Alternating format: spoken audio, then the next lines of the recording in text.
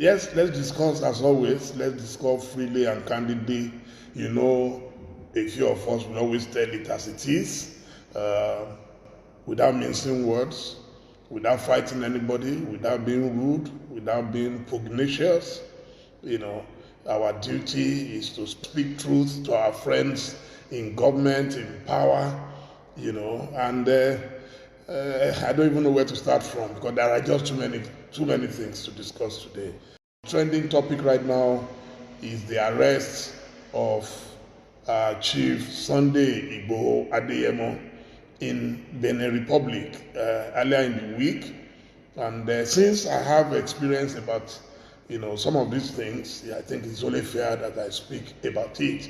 I've seen all kinds of ignorant arguments, especially on social media, people saying A or B or C or D, but I want to give you my own perspective. Okay? I will start with asylum. A lot of people of this generation are probably not aware that some of us have passed through this same route before. On July 25th, 1995, yes, July 25th, 1995, I left very early in the morning, very, very early, this is 26 years ago now. I left very early in the morning, and I had to cross the border, the semi border, into Cotonou, disguised like I was going into my farm. I was on the run from General Sani Abacha.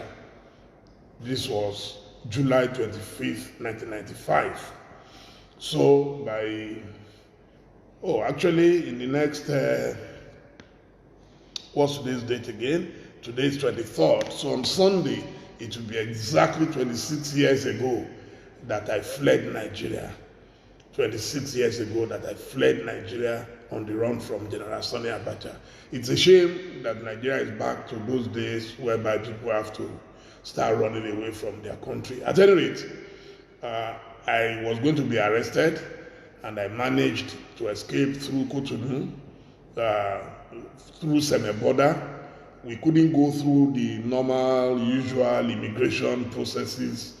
So a friend of mine who had escaped before me, the famous Senator Tokunbo Afukuyomi, so I had to call him when my life was endangered, and so he told me what to do, how to get an ECOWAS passport, and the ECOWAS passport I would need so that I can at least get out of Nigeria, because I couldn't use my regular passport. On that regular passport, I had a multiple visa to Britain. I had a 2-year visa, valid visa to Britain, but I couldn't use that. I couldn't risk it. So I had three friends with me who accompanied me.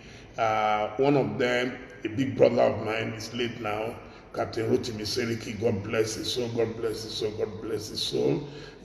I love him to bits. He was one of the few people who could tell me anything in this world and I would listen to him. And he loved me so much that he had to risk everything. He had to risk his career as a pilot with the Nigeria Airways, and he accompanied me on that trip. Of course, I also had Omeyemi Basharun Bola Orolubagbe. He was the second man to volunteer to go with me. And I also had Mr. Olakunle Sikiru Bakare, the publisher of Encomium magazine, my very, very dear friend and brother. So three of them took this journey of faith with me. It was tough. It was scary. We got to a place in the bush, and it was time for me to lead the way. So I was going in front. I was not carrying anything on me. My face is easily recognizable, and I've never been that scared in my life. So the three of them were coming behind. One of them was carrying my bag, another was carrying my passport, and So to cut a long story short, we managed to cross into Cotonou, this same Cotonou, where Sunday Igboho was arrested. And I look back at my country, Nigeria, and I started crying. I broke down in tears. I wept bitterly. I wept bitterly. I didn't know where precisely I was going.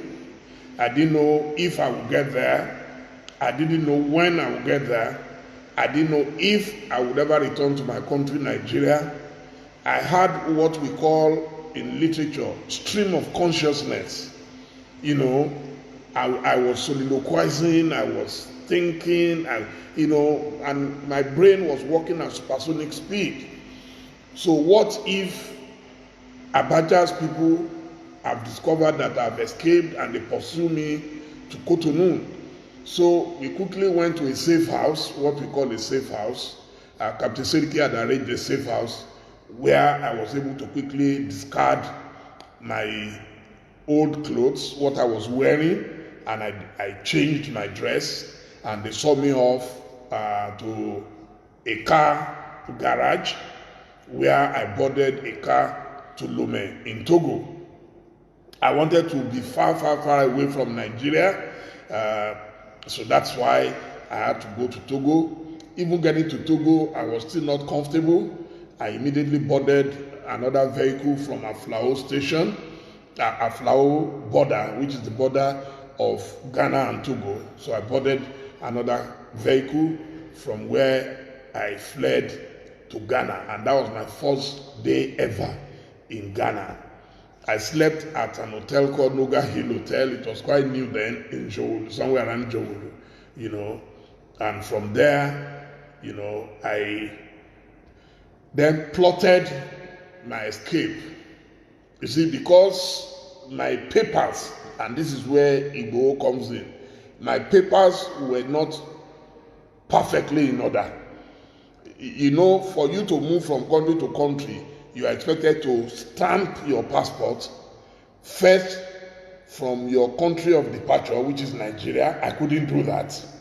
So which meant I left Nigeria illegally, so I could not stamp my passport in Nigeria. But I managed to get, because it's an ECOWAS country, a lot of people move freely, which is what it's supposed to be. I'm supposed to be able to show my ID card and just show my ID card and say, hey, I'm a West African, I'm a Nigerian, and I'm traveling to the next country. But Africa, our own, is always different. So, but I managed to penetrate and to get to Ghana, but I had my ECOWAS passport. So now the next challenge is, if you enter a country, you are also expected to exit that country with the passport that took you into the country. And because I was now going to England and my visa was not on my ECOWAS passport but on my Nigerian passport, it meant I needed to so I now need to get out of the Accra airport. Somehow I must be able to convince immigration that I'm switching passport from the blue passport to the green passport that contained my British visa to be able to leave the country. I spent a whole of 3 days planning that. Fortunately, I had friends in Nigeria, in Ghana already. I was able to locate one of them. He was very, very helpful. He later became a minister in Ghana. He followed me to the airport and made sure that I was checked through all the way to boarding the British Airways flight that took me from Ghana to London. So when people say this passport, that passport, when you are fleeing from persecution, you will do anything. And it is recognized globally that anyone fleeing persecution will do anything. It's called survival instinct. Some people have said, that Sunday Igboho was not fleeing persecution, but prosecution. I'm not aware that he was being prosecuted in any court of law in Nigeria. I don't know. So lawyers, I've just read a release by Mr. Femi Falana on SAN, in which he also dissected all these issues I'm raising. So I am not a competent lawyer, but as I said, I am not aware that he was under prosecution. And one of the areas, okay, in which Igboho is likely to be defended by his lawyers is the fact that the night his home was invaded in Ibadan, 2 people were actually killed summarily. We are not aware that they resisted arrest, but they were killed, and over a dozen people were carried physically and taken away as hostage and kept incommunicado. So again, he will say if his assailants had met him at home, he would have been one of those killed summarily. And you know, in Nigeria, nothing is going to happen. Nobody is going to challenge them. So those people are dead, and the dead remains dead. So I believe that is, whatever the situation is, there have been arguments that he didn't have a valid passport, or he had a valid passport. I've read somewhere where his wife said no, they had their valid passports, that they did not do anything illegal. I don't know. So until they get to court now on Monday, since the case has been adjourned to court on Monday, that is when I believe, okay, those issues will be raised and addressed, and then the court of law will decide. That is not with, I'm just talking about my own personal experience. Now, getting to London, the next thing is, how was I going to stay in London beyond? Because normally London will give you 3 months stay based on your visa. You're allowed 3 months. Even that 3 months, you're not supposed to spend the whole of 3 months. But in my own case, I arrived in July. By October, so I was getting pressure that I may become an illegal alien. I was hoping that General Sani Abacha will calm down, the same way I'm hoping that Nigeria will calm down. You see, because we are fighting too many battles, and General Muhammadu Buhari has less than 2 years to go. Unless there is something else we don't know, he has less than 2 years to go. In fact, by now, his government should be wrapping up and getting ready to hand over power in less than 2 years. So we don't really have much time again. So all this fight that we're fighting, this is the time actually that he should be consolidating power, and whatever achievements is achieved in the last 6 years plus, this is the time that he should fully stamp his signature on those achievements, so that history will be fair and kind to him. So I'm sure he must have achieved something in those 6 years. So that's not the basis of my broadcast today. So I'm talking about asylum. So, of course, I consulted my lawyers, led by Prince Adedamola Aderemi, the Prince of Ile-Ife. Of course, he's my best friend. Whatever I'm doing, he will be involved. And then he sat down with experts, and they looked at what I needed to do. In my own case, my life was under threat from General Sani Abacha. I was known to be one of the closest, if you say supporters of Chief Moshood Kashimawo Olawale Abiola. I had enough evidence of my activities. I was first arrested in between July and August 1993, immediately after the election. I was probably the first person to be arrested by the Babangida government. And so after I was released, we kept on with our campaign for the revalidation of the June 12 mandate, which had been annulled by General Ibrahim Badamasi Babangida. So I had more than enough evidence that if I was sent back to Nigeria, my life would be in danger. There is nobody, whether you support Igboho or you don't support him, who can guarantee what will happen to Igboho if he is sent back to Nigeria. So, the way he is going to be treated and the way he is expected to be treated is as a prisoner of conscience. What is Igboho's purported offense? that he said his people were being killed by Fulani herdsmen, and that enough is enough, and that they needed to defend themselves. And there is no evidence that he has killed one soul, none that I'm aware of. If anybody knows, then let them present it to the international community. I don't think he has killed anybody. He has been in his house. He's not in the forest like the terrorists who have been in the forest, who openly display their weapons of mass destruction before the media, before Sheikh Gumi, before the police, before the army. They are there. They know their location. Sheikh Gumi drives in and out of the bush to go and negotiate with them. Nobody has made any effort to arrest or to attack them or to even call them their true name, which is, you are a terrorist. Nobody has done that so far. So it's going to be argued that Sunday Igboho is being persecuted because if you read all those who have supported the government, they are saying because he is preaching secession. So I'm going to address that in a minute too. So is it illegal for someone to say, I am tired of a country? You see, a country, the citizens of a country are in a marriage, especially in a multi-ethnic, multi-religious country such as ours. It's a marriage. And a marriage is expected to be convenient for the parties involved in the marriage. Okay? A marriage.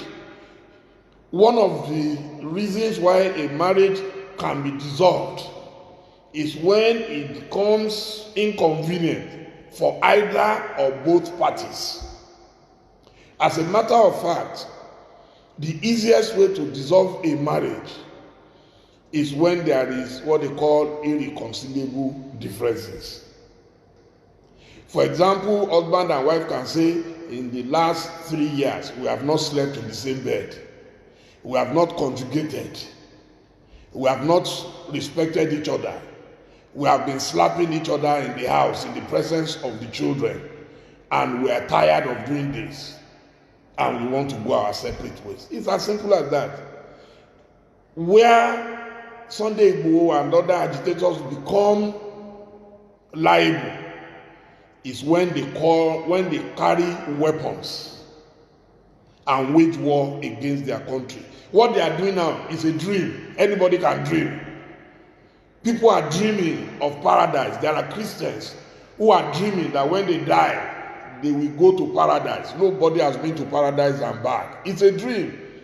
Those who want the Yoruba nation, they are dreamers. They are dreaming of a better nation where they will not be treated as second class and third class citizens. It's a dream. It remains a dream. Carrying placard. If tomorrow I decide I am tired of Nigeria and I carry a placard and I say I am tired of Nigeria, you cannot prosecute me for that. It's my wish. It's my dream. Even today, I've just posted Professor Wole Soyinka saying that if Nigeria continues at this speed and we don't decentralize urgently, there is nobody who can guarantee the survival of Nigeria. So you cannot say Soyinka has committed an offense and then you want to go and arrest him. It's a dream. The people that you need to pursue are those who have carried weapons against Nigeria and Nigerians. People who have shot down multi-million-dollar fighter jets. Those are the real criminals. But for someone who is dreaming of a Yoruba nation, let him dream. And I like to cite the example of the Irish Republican Army. Go and read the story of the Republic of Ireland and all the trouble that they went through. They had a political wing called Sinn Féin. Go and check the stories. The government had to negotiate with them. The people of Britain decided that they are tired of Europe. I was one of those who said, oh, but why are they pulling out of a bigger economy, bigger union? And they had a referendum. And during the referendum, overwhelmingly, people voted to pull out of Europe. Nobody called them they are unpatriotic, they are this, they are that. No. There is no law that says you must be a part of a country by fire, by force. As I said, except where you carry weapons against your country, everybody has a right to dream. So if tomorrow I am tired of my wife, I should be able to tell my wife I am tired, and my wife cannot say, "Oh, you are going nowhere," because when we signed in the law court, in the court register, we signed in the register that to death do us part.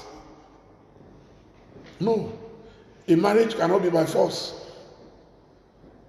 So there are those of us who believe in Nigeria. I contested to be president of Nigeria, but if and when I get tired, and it's looking like everybody is getting tired, then we talk. If you cannot commit a crime by saying your mind,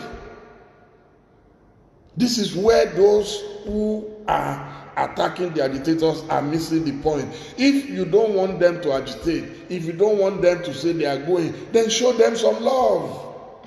It's simple. No matter what you say today, they have turned Sunday Igboho into a folk hero. His name, he has joined the pantheon of Yoruba gods. Shango Olukoso Okoya, Oromia, and the rest of them. He has joined them. He has joined them. Either advertently or inadvertently. Government has played into his hand, and now they have apotheosized this gentleman. Sunday Igboho on his own, what can he do?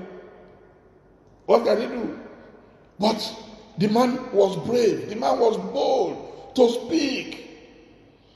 There is nothing he spoke that the Sheikh Gumis and others have not spoken. So, if I will advise this government, as I always do, and it's just a pity because I don't even know if the president is aware of some of these things, but if I have access to him, I will advise that I say leave the Sunday Igbohos alone. In fact, the Sunday Igbohos are not the problems of Nigeria. They are not the problems of Nigeria, because those who talk, it means that they are only dreaming. It means they are only talking. Those who don't talk, they are the ones you should be careful about. The dangerous people are those who don't talk. They are the plotters. They don't talk. They will not come in public and say their minds. Igboho never left his house until you invaded his house. So somebody wants to fight government, will he sit down at home and wait for you? But when he saw the avalanche of weapons facing his house, he took off. He took off.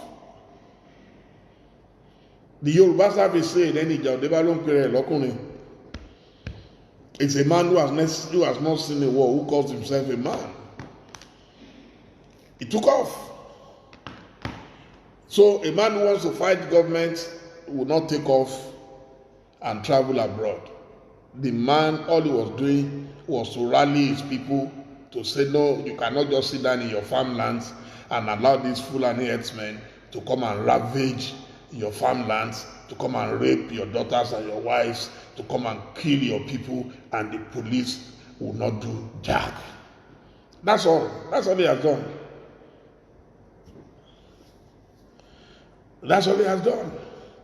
So, for those who talk about asylum, again, I applied for asylum, and I wish to publicly once again thank the British government. They gave me fair hearing. I sat through an interview, myself and my wife. She did not speak because I was applying on behalf of the family. I had suitcases with me showing my work, my writings, videos of my activities in Nigeria.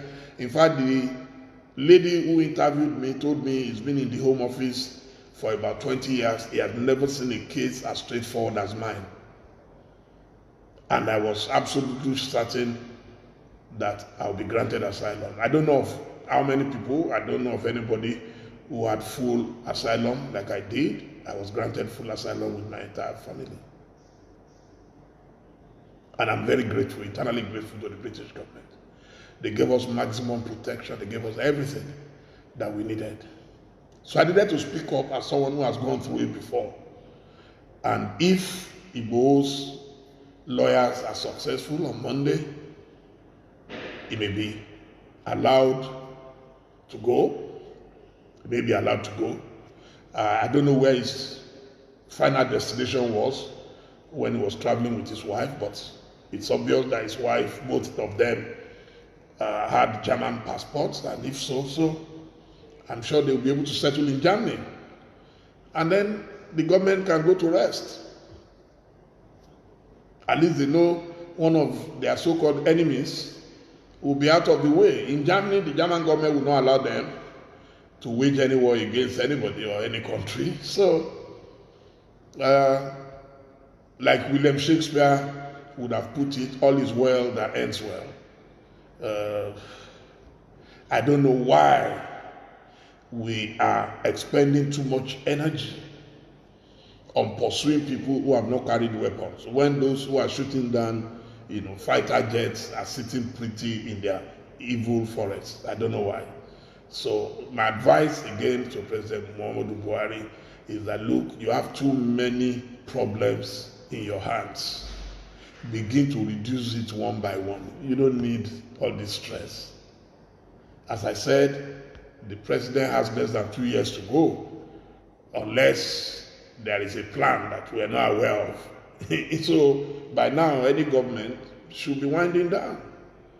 I know of a governor in the South who has already left the government house. He said, I have less than 2 years to go. I don't want to get too comfortable in the government house. I'm going to my house. The governor Nyesom Wike has already moved to his house. He's already launching and commissioning his projects and showing it to the whole world to say, this is my legacy. And that is what I expect the government to be doing now. I traveled through Lagos-Ibadan Express in the last few days. In fact, when we were coming back, we had to leave Ibadan at 5 a.m. because just that road, which happens to be, for me, the most important road in Nigeria, linking the nerve center of business, of commerce, Lagos, to the rest of Nigeria, in 6 years, it has not been completed. Some people spend 12 hours driving on that road. If our government, that will concern me. In fact, the more government can do now to show the seriousness of its activities, the better, because the government has less than 2 years. I'm aware that the government is saying, nobody can remove them in 2023, nobody can do this, nobody can do that, nobody. Don't worry about whether anybody can remove it in 2023 or not. Just do what you can. Just do what you can. If I were the president right now, in fact, as I'm pursuing the criminals, I'll be pursuing my projects. Because right now it's like we've abdicated, governance totally. And everything, all we're talking about now is Sunday Igboho or Mazi Nnamdi Kanu or any of these people. I am telling you, government can handle these things better. If the government can learn about truth and reconciliation in South Africa, what happened? If Nelson Mandela was a Nigerian, he would have killed all his enemies when he came out of prison after 27 years. He didn't do that. The president of the nation is the father of the nation. So carry your children along, carry everybody along, and you will enjoy maximum cooperation. You will be comfortable yourself. But some people are pushing the president. They are telling him they are your enemies. They hate you. And then you begin to conjure up images of enemies from everywhere, even where they did not exist. You can't do that. You can't do that. So, my prayer is that those hawks who litter the corridors of power would leave the president alone. Okay? I hope they will leave the president alone and let this man enjoy the remaining time of his tenure. Less than 2 years to go. Do they realize it? Now, you can't do Twitter, you can't do this, you can't talk. If you talk, just 2 years to go, less than 2 years. Is that the priority? I don't understand.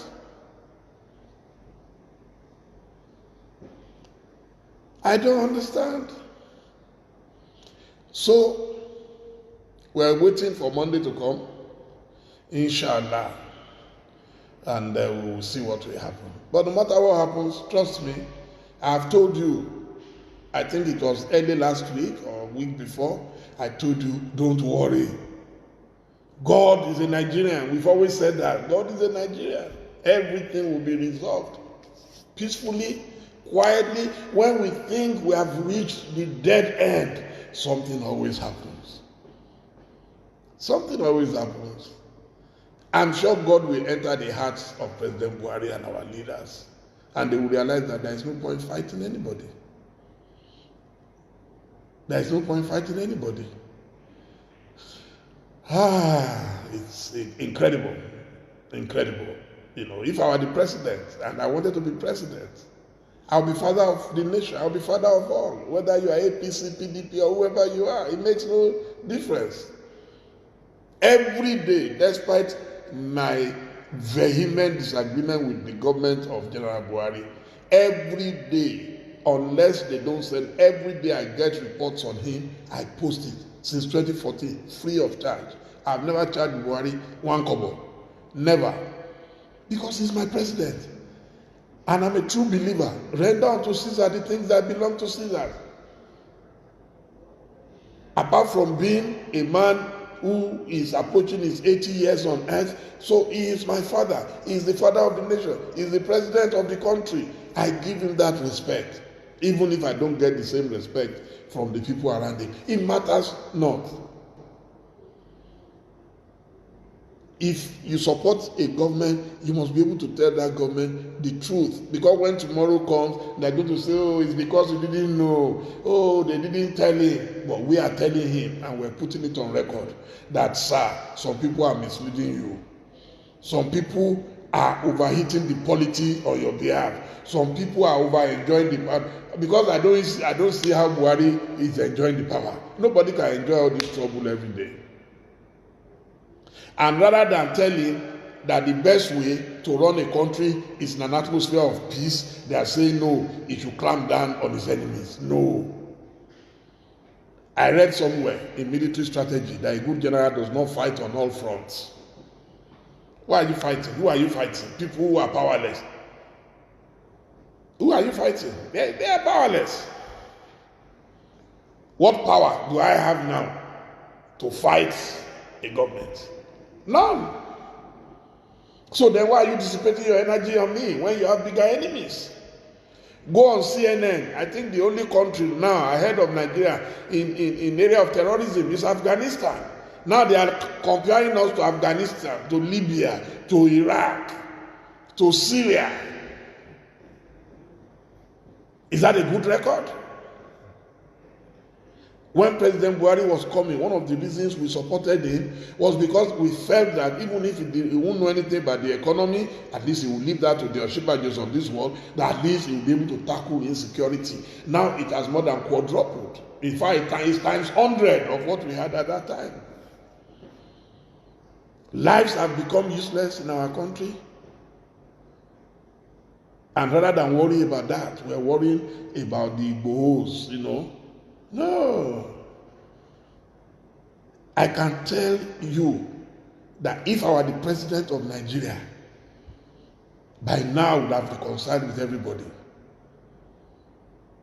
Trust me, you call the Oni of Ife, you call the Kubabayeye, the Alaafin of Oyo, you call the Olubadan, you call the Awujale, you call the Alake Egbal, you called everybody, you called all these big monarchs. They will sit down with you on the table. And then they tell you what are the grievances. But where you don't even want to listen to the grievances of the people, what do you expect them to do? You must listen to the grievances. People have said they want restructuring. What do they want to restructure? Call them. A leader cannot dictate to everybody all the time and have his way all the time. It has never happened. Go and read your history. Read your history. Read your history. When you read your history, you will know that no matter how powerful a man is, he cannot be in power forever. And once a leader remembers that, you will take life easy, cooler, and your life will be more enjoyable, more pleasurable. And it will be jollification for all of us. But at any rate, I know that those who support the president blindly will never agree. That's their business. I've said my own. I come in peace, and I leave them in peace. So, otherwise, what else is going on? What else can we talk about?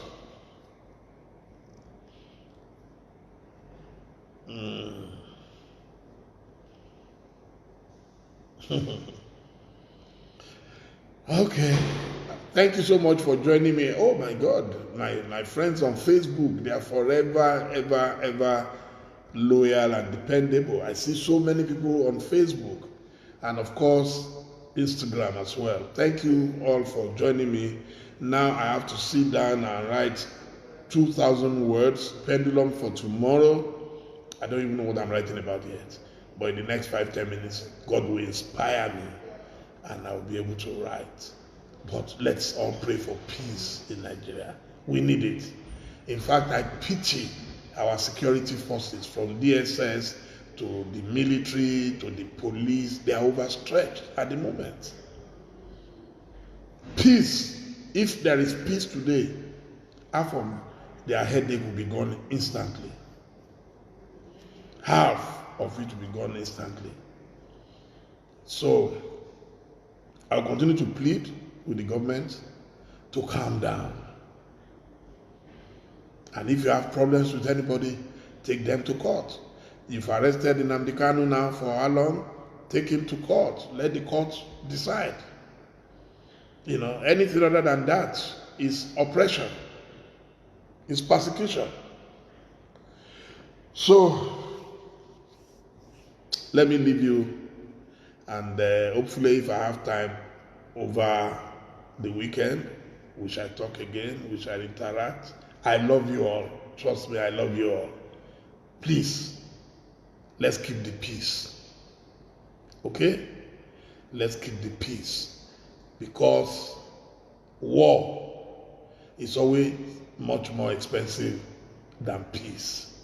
And at the end of the day, even when you fight a war, you will still come back to make peace. So why not make peace from the beginning? And that's why I'm preaching to our friends and to the government. Let everybody come together. Just imagine Buhari on Monday announcing that, hey, I'm stopping all these cases against these people. I'm calling the people of the Southeast. I'm calling the people of the Southwest. Please, what are your grievances? What do you have against the government? What do you have against the country? Okay, I promise you, I have less than 2 years to go. I want to make amends. I can see that people are disturbed. I can see that people are not happy with my style, with my modus operandi. I can see that I've not been fair to some communities. I can see that I've overpampered some people while some people are bleeding and suffering. And I want to promise you that henceforth, we are going to move forward as one people under God. That's all. That's all. I'm telling you, my dream in life is to win the Nobel Peace Prize. That's my dream, of course. It's a thought of that. It's not likely to happen, but it's good to dream. It's good to dream. And I'll continue to dream. And I'll continue to preach peace, so that we stop wasting the lives of our security men. Because I pity these guys. They just send them, even some of the things they send them, I'm sure they are not happy doing it. They just send them, go and do this, go and arrest this, go and kill that, go and do that. For how long shall we do that? In a democracy. We thought we had put all these things behind us. You know,